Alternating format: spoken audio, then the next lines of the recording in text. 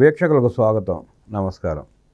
Liquor స్కామ్లో నారాయణస్వామి ఆనాటి మంత్రి నాకేం సంబంధం లేదు, అంతా పెద్దలు చెప్తే చేశానంటున్నాడు.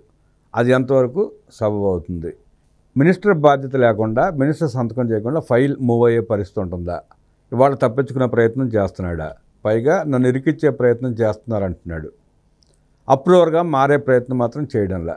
నారాయణస్వామి వ్యాఖ్యలు, పెద్దిరెడ్డి మిథున్ రెడ్డి అరెస్ట్ తదితర అంశాలపై వివరించేందుకు మనతో పాటు ప్రముఖ రాజకీయ విశ్లేషకులు అంకమరావు ఉన్నారు. వారిని అడిగి మరిన్ని విశేషాలు తెలుసుకునే ప్రయత్నం చేద్దాం. నమస్తే సార్. నమస్తే. లిక్కర్ స్కాము, నారాయణస్వామి వ్యాఖ్యలు, పెద్దిరెడ్డి అరెస్ట్ ఎలా చూస్తారు, ఎట్లా విశ్లేషిస్తారు? నారాయణస్వామి నిజంగానే ఆయనకు సంబంధం లేదు, కాకపోతే ఆ శాఖ మంత్రి కాబట్టి ఈరోజు ఆయనకు కూడా పిలుపొందింది. వాస్తవంగా ఈ సంప్రదింపులకు కావచ్చు, ఈ రూపకల్పనలో కావచ్చు అతని ప్రమేయంగానే అతను ఉండదంటే మనకు ఎక్కడా లేదు. అంటే ప్రైవేట్ వ్యవహారంలో సంబంధం లేకపోయినా జియో పాస్ అయినప్పుడు జియో మీద సంతకం చేయాల్సింది ఆయనే కదా సార్, మంత్రి అనేమి లేదు కదా. ముఖ్య కార్యదర్శి చేస్తాడు, వాళ్ళ ద్వారా బయటకు వస్తాయి. మంత్రికి చేయాల్సిన పని లేదు, ఉండదు కొన్ని విషయాల్లో. అది మంత్రివర్గ తీర్మానం కూడా జరగాలిగా. అవును, మంత్రివర్గ తీర్మానం చేసినప్పుడు మంత్రి దాని మీద సంతకం పెడతాడు. కానీ మంత్రివర్గ తీర్మానమే లేదు, దాని గురించి చర్చలు లేవు. వాళ్ళకై వాళ్ళ అధినేత ఏర్పాటు చేసినటువంటి కార్యక్రమాల్లో భాగంగా వీళ్ళు ఎవరైనా సరే దస్త్రాలు పంపిస్తే సంతకాలు పెట్టడమే తప్ప ఏంది ఇది అని చెప్పని వాళ్ళ శాఖ కార్యాలయంలోకి వెళ్ళి సమీక్ష చేసి మాట్లాడిన వాళ్ళు ఎవరైనా ఉన్నారా? లేరు కదా. కాబట్టి నారాయణస్వామికి అది తెలియని మాట వాస్తవమే. కాబట్టి ఇప్పుడు ఇద్దరు ఆ పార్టీ నేతలే అతన్ని ఈ దీంట్లో ఇరికించాలని భావిస్తున్నారని చెప్పిన అతని జీవితం కూడా జరిగింది. కాబట్టి వాస్తవాలన్నీ కూడా ప్రజలు ఒక్కోటి ఇప్పుడు జరిగిన విషయాలన్నీ కూడా తెలుసుకుంటున్నారు. కాబట్టి అతను ప్రమేయం ఉంటుందని కూడా అనుకోవట్లేదు. కాబట్టి అతను ఒకటి మాత్రం ఒప్పుకున్నాడు, నగదు రహితంగానే, నగదు తోటి మాత్రమే తీసుకోండి, నగదు లేని లావాదేవీలు, నగదు రహిత లావాదేవీలు వద్దు అని చెప్పని నాకు తెలుసు, ముందుగానే మేము అనుకున్నది అని చెప్పాడు. అది మాత్రం వాస్తవం. ఇక మిగిలిన విషయాల్లో అతను చెప్పింది కూడా అతను సంబంధం లేనిది కూడా వాస్తవమే. అతను ఏ విధంగా ఉప ముఖ్యమంత్రిగా నియమించారే తప్ప అతని పరిస్థితి ఏందో చూసాం, సభల్లోనే చూసాం, నిండు సభల్లోనే చూసాం. కాబట్టి అంతకంటే ఎక్కువగా కాకపోతే అతన్ని కులాన్ని అడ్డం పెట్టుకొని అతని చేత చాలా మాట్లాడిచ్చారు. నిండు శాసనసభలో కూడా ఏం మాట్లాడిచ్చారో చంద్రబాబు నాయుడు గారిని చూసాము. తర్వాత కూడా ఆయన మాట్లాడిన విధానాలు కూడా మనం చూసాం. కాబట్టి అతనికి తెలియకుండా జరిగిందనే ఇప్పుడు చెప్పినంతైతే మనం నమ్మాల్సిన పరిస్థితి అయితే లేదు. ఇంత జరిగి ఇన్ని రోజుల తర్వాత ఈరోజు అతను బయటకు వచ్చి మాట్లాడుతున్నాడు అంటే ఇప్పుడు విచారణ సంస్థలు సహకరిస్తానని అంటున్నాడు. కాబట్టి ఏం సహకరిస్తాడు అతను?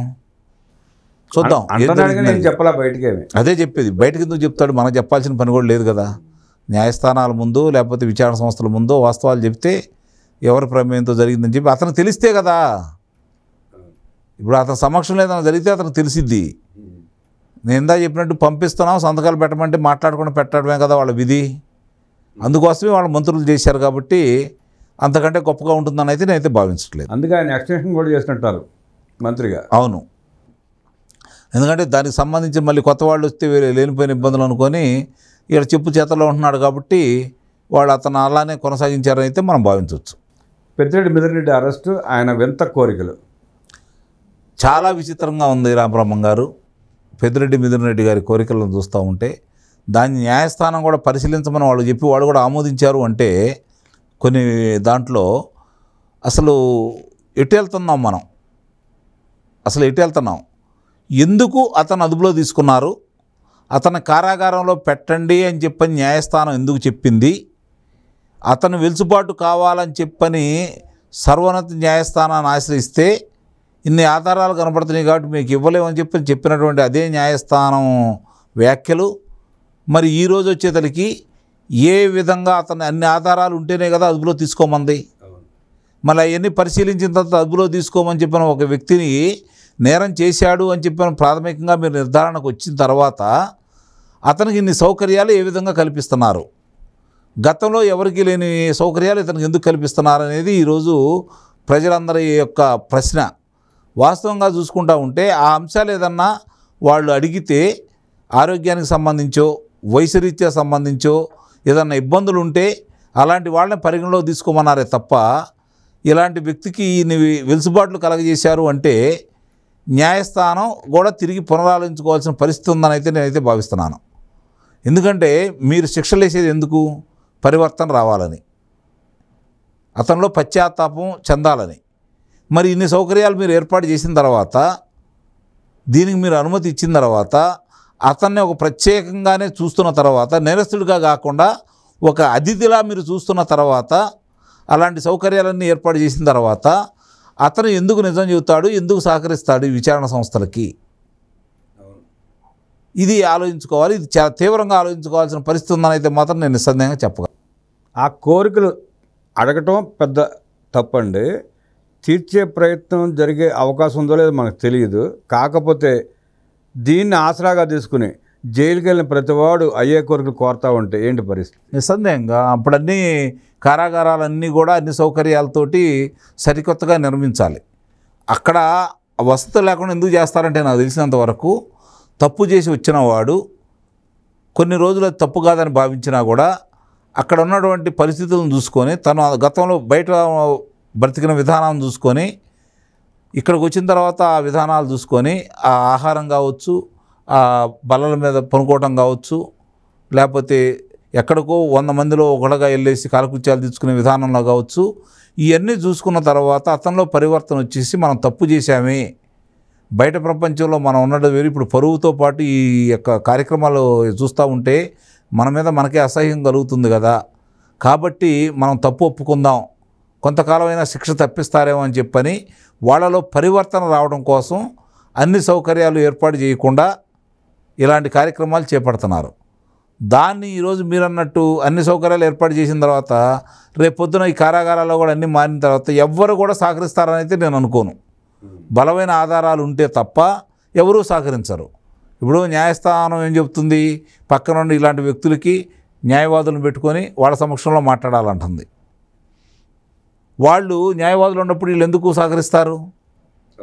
వాళ్ళకి వెలుసుబాటు ఇచ్చింది మళ్ళీ ఇదే న్యాయస్థానం. బయటకు వచ్చిన తర్వాత సాక్షులను బెదిరిస్తారు. ఇదే కదా నిత్యం జరుగుతూ ఉంది.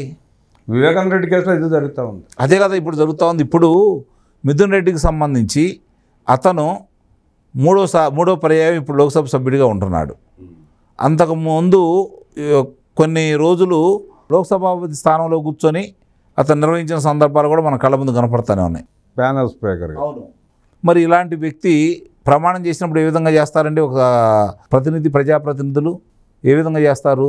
మేము నిష్పక్షంగా ఎలాంటి రాగద్వేషాలకు అతీతంగా మా పరిధిలో వచ్చిన అంశాలలో మేము ప్రత్యక్షంగాని పరోక్షంగాని చట్టాన్ని ఉల్లంఘించం, న్యాయాన్ని కాదని చెప్పి మేము ముందుకెళ్ళం, ఇది అంతరాత్మ సాక్షిగానో లేదా దైవ సాక్షిగానో ప్రమాణం చేస్తున్నామని చెప్పేది ఇందుకోసమేనా? అతను నేర్పిన పదవులు ఏంటి, ఈరోజు అతని పరిస్థితి ఏంటి, దానికి దీనికి ఏమన్నా సంబంధం ఏమన్నా ఉందా? అంటే ఇన్ని విషయాలన్నీ కూడా ఉన్న తర్వాత, అంటే వాళ్ళకి వచ్చినటువంటి ఆదాయం సరిపాక, వాళ్ళు దోచుకున్నది చాలక, ప్రజలు ఏమని వాళ్ళు ముందుకొచ్చారు, సంపూర్ణ మద్యపాన నిషేధం చేస్తామని. ఈరోజు ఇంతమంది చావుకు కారణమై వాళ్ళ రక్తమాంసాలతో వ్యాపారం చేసుకొని ఇంత సంపాదించుకుని ఏం చేస్తారు? ఒకసారి తిరిగి ఆలోచించుకోవాల్సిన పరిస్థితి ఉందని అయితే నేనైతే భావిస్తున్నాను. సో మామూలుగా రాజ్యాంగం ప్రకారం అధికారంలో ఉన్న వాళ్ళకి కానీ లేదా ప్రజాప్రతినిధులు కానీ సపరేట్గా ఏమైనా సెక్షన్స్ ఉన్నాయా, వెసులుబాటు ఉందా? ఏమీ లేవండి. కొంతమందికి ప్రధానమంత్రి గారికి కూడా లేదు, రాష్ట్రపతి గారికి, ప్రధాన న్యాయమూర్తులకు మాత్రమే ఉంటుంది. ఇది వెసులుబాటు ఉంటుంది. మిగిలిన వాళ్ళకి ఎవరికి ప్రత్యేకమైనటువంటి వెసులుబాటు అనేది ఎక్కడా ఉండదు. చట్టం అందరికీ సమానమే. కానీ ఈరోజు ధనవంతులకి, ఇలాంటి రాజకీయ నాయకులకి చట్టం చుట్టమైందనేది చాలా స్పష్టంగా అర్థమైపోతూ ఉంది. జరుగుతుంది, వాస్తవాలు కళ్ళ ముందు కనపడతా ఉంటే. ఈరోజు జగన్మోహన్ రెడ్డికి వెసులుబాటు వచ్చి ఎన్నాళ్ళు అవుతుంది, మరి మిగిలిన వాళ్ళకి చూసుకుంటా ఉంటే వాళ్ళని ఏ విధంగా వీళ్ళు విచారణ సంస్థలు కావచ్చు, లేకపోతే ఈ పోలీసులు కావచ్చు, ఏ విధంగా చూసుకుంటున్నారు, ఇవన్నీ కళ్ళ ముందు కనపడుతున్నాయి కదా రామబ్రహ్మం గారు. 3 వాయిదాలకు వెళ్ళకపోతేనే నోటీసులు వచ్చేస్తాయి, 4వ వాయిదాకి వెళ్ళకపోయినా అరెస్ట్ వారెంట్లు వస్తాయి. అలాంటిది 4000 వాయిదాలకు పైగా జగన్మోహన్ రెడ్డి ఎగ్గొట్టి తిరుగుతున్నాడంటే ప్రజల్లో తీవ్రమైన చర్చ జరుగుతుంది దీని మీద. అంటే ఇప్పుడు 6 సంవత్సరాల 4 నెలల 8వ రోజు ఇది. 6 సంవత్సరాల 4 నెలల జగన్మోహన్ రెడ్డికి వెలుసుబాటు వచ్చేసి 11 సంవత్సరాల 9 నెలల 16 సంవత్సరాల 9 నెలల 29 రోజులు వెలుసుబాటు వచ్చి నేను అనేది. అతను అధికారం కోల్పోయి 1 సంవత్సరం 1 నెల ఈ రోజుకి వచ్చే తలికి 10వ రోజు. ఇంతవరకు అతను సిబిఐ న్యాయస్థానం గడప తొక్కలేదు. మరి ఏం చేస్తున్నారు? మేనమేషాలు ఎందుకు లెక్క పెడుతున్నాయి ఈ విచారణ సంస్థలు కావచ్చు, ఈ సిబిఐ కావచ్చు, ప్రభుత్వాలు కావచ్చు? కోడికత్తి కేసులో వెళ్ళట్లా, గులకరాయి కేసులో వెళ్ళట్లా, 43,000 అక్రమ ఆస్తుల సంపాదన కేసులో వెళ్ళడంలా. దేనికి వెళ్ళడు? చర్యలు లేవు కాబట్టి దేనికి వెళ్ళడు? చర్యలు ఉంటే కదా మిగిలిన భయపడేది. కాబట్టి మనం కంఠశోషే తప్ప వాటి నుంచి పెద్ద చర్యలు ఉంటాయి అయితే మనం భావించట్లేదు. అలాంటి వాళ్ళని కాపాడటం కోసమే రాజకీయ నాయకులు, అధికారులు కూడా ప్రయత్నం చేస్తున్నారు. మరి ఈ దౌర్భాగ్యం భారతదేశానికి ఎప్పుడు పోతుందో అది కాలమే తీర్పు ఇవ్వాలి. ప్రకృతి దాని గురించి ఆలోచించుకోవాలనే పరిస్థితి అయితే మనం ఎదురుచూడాల్సింది తప్ప చేయగలిగింది ఏం లేదని అయితే నేను భావిస్తున్నాను. చట్టం కఠినంగా వ్యవహరించినప్పుడే వ్యవస్థలు తిన్నగా పనిచేస్తాయని, చట్టం అందరికీ సమానమేనంటూ విశ్లేషించిన అంకమరావు గారికి ధన్యవాదాలు తెలియజేస్తూ నమస్కారం.